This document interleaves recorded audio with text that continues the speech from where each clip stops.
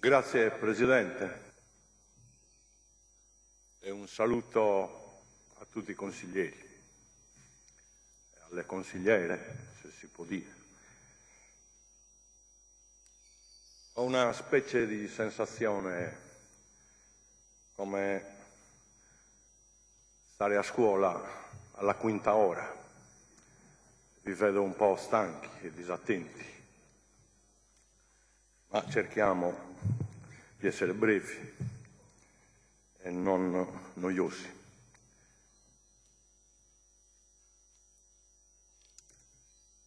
Durante la campagna elettorale, anzi alla fine della campagna elettorale, ho mandato un messaggino al suo Presidente e l'ho scritto: caro Presidente, siamo nel pieno della tempesta perfetta, ma questa volta reggeremo l'urto. E ancora, necesitamos una rievoluzione, y vamos bien. La risposta è un segreto tra noi due. E siamo esattamente nella perfetta tempesta. Abbiamo superato l'urto e come dobbiamo condurre la nave in porto. E abbiamo gli occhi puntati da molti. E mi prende una certa emozione perché non sto parlando solo a quest'Aula.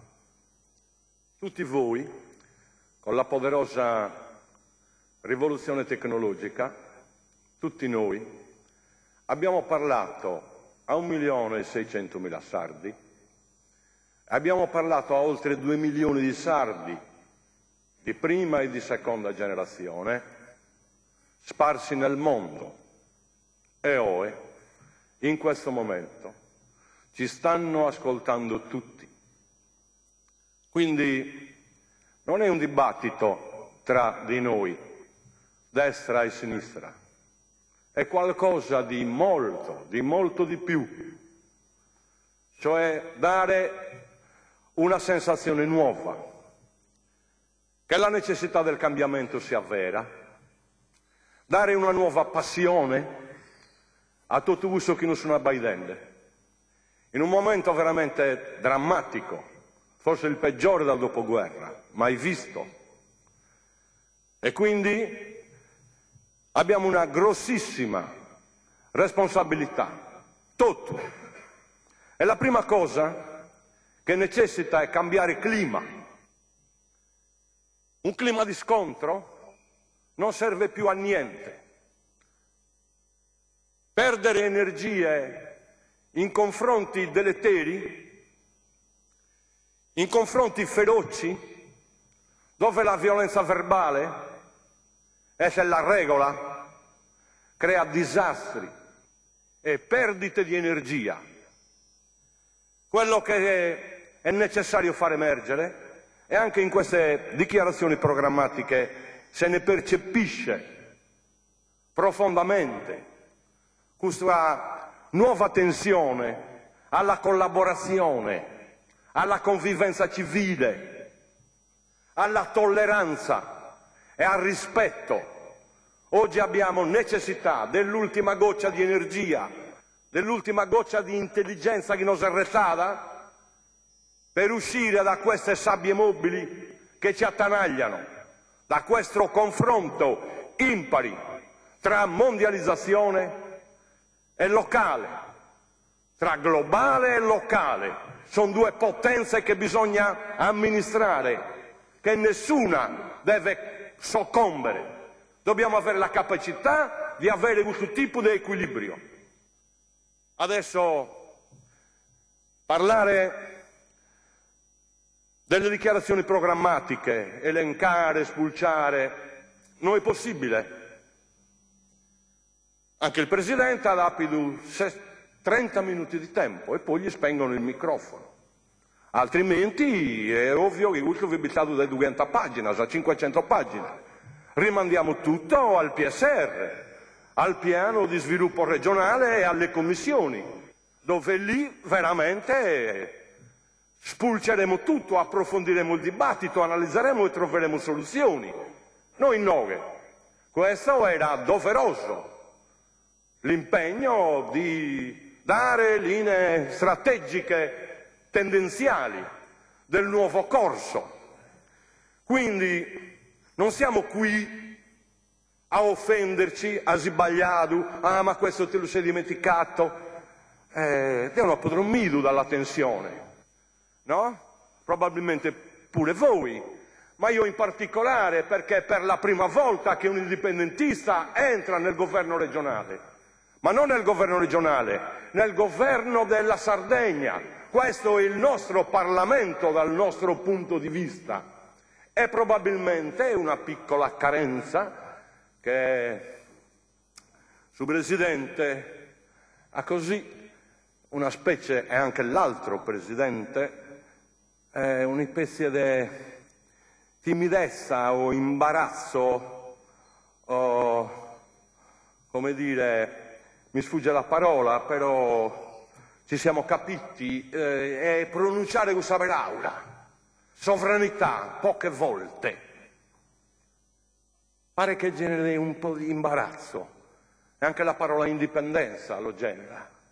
Invece no, l'emozione forte è anche quella, che quest'area, che questa aula, c'è una grossissima novità e se ne percepisce tutta e che crea speranza in quegli altri sardi che non sono in noi e negli altri sardi che sono fuori.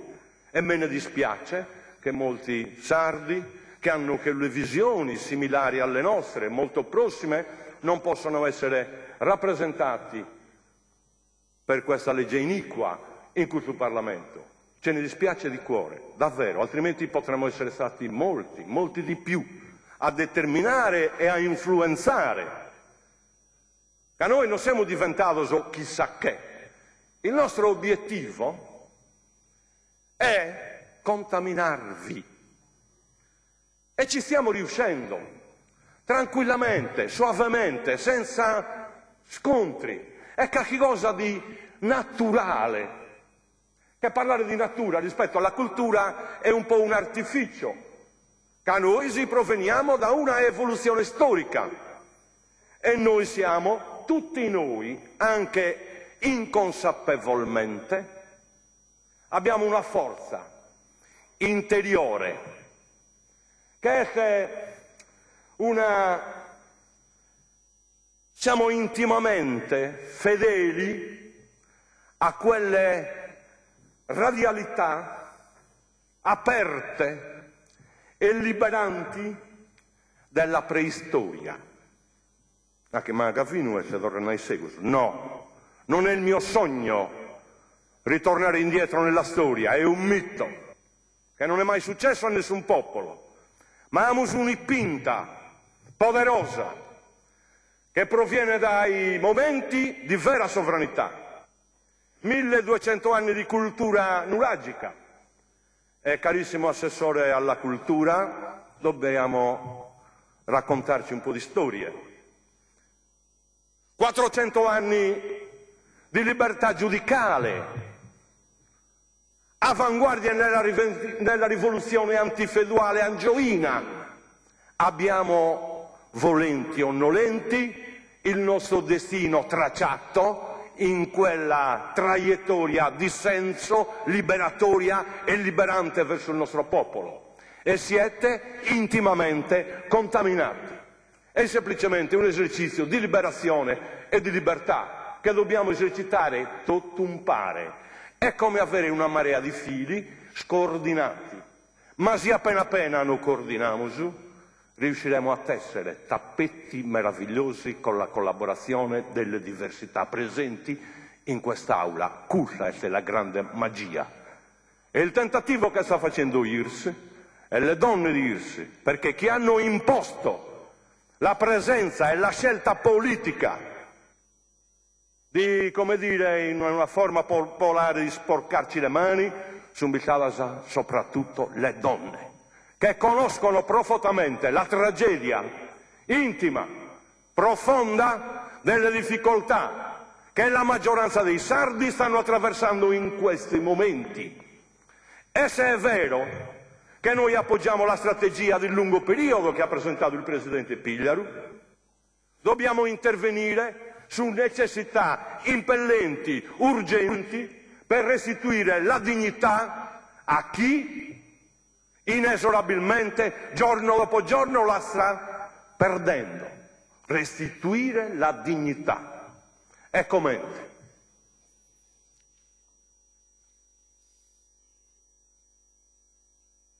Non possiamo più assistere passivamente al saccheggio delle nostre ricchezze. Non possiamo più assistere passivamente, ed è ovvio, è banale, a un faidato di energia, di Equitalia, di Agenzia delle Entrate. Signori miei, queste robe non si pronunciano. Qui bisogna prendere delle decisioni urgenti, cavora, su una ipetende, da noi, decisioni che possano incidere su questo rapporto, che oramai è fallito. L'esistenza di questa macchina infernale non sta più recuperando crediti, sono la morte definitiva delle nostre aziende, al ritmo di 17 al giorno. Quindi ci chiediamo assieme, dove vogliamo portare i nostri nuovi laureati? In un deserto? Dov'è che li aiutiamo a cercare aziende che hanno fra un anno qui non ci sarà più nessuno in piedi? Quando il maglio di Equitalia delle agenzie delle entrate sotto volere italiano ha spremuto come un limone, non binna più su. L'unico risultato cos'è? Aste, sequestri, pignoramenti, una morte economica che non possiamo più sopportare. Ma non noi sì. Chi è? Sta assistendo a questa cosa? Una tragedia umana. Caimani che si aggirano in Sardegna e che il nostro silenzio, complice sino a qualche mese fa, ha permesso tutto questo.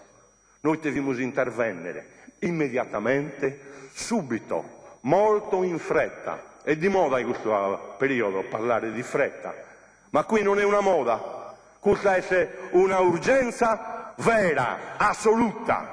Quelli del Sulcis mi sono in Roma e sapete tenere la via. E anche tutti voi. Dico, questo sistema di discussione sta funzionando? No. In una società moderna, nelle leggi finanziarie, esistono centinaia di modi per riscuotere, per pagare. Noi non diciamo che non dobbiamo pagare il debito. Innanzitutto dobbiamo sapere quant'è realmente. E qui propongo una tregua per dare respiro, per dare serenità, per dare un briciolo di felicità umana che qualcuno che mi ha preceduto ha citato. Ed è doveroso che questo non lo sono ai petende. Se riusciamo a trovare una soluzione ci faranno tutti a 60 santos. Come?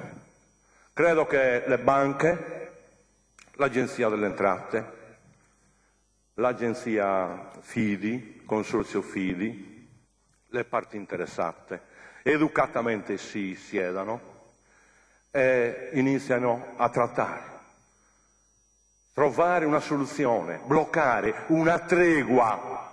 Diamo respiro alle nostre famiglie, alle nostre aziende, in quanto ce lo pretendono. Ma cosa avete fatto? Ho già finito il tempo? No. Quasi?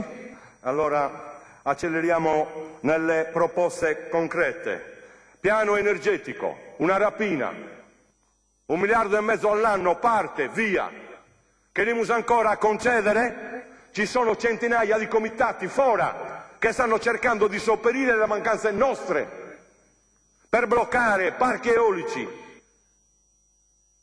parchi fotovoltaici, dove rapinano letteralmente a noi, lasciano lo 0,6%. Dai Gachilogu dobbiamo recuperare dinari. Grazie onorevole Sale.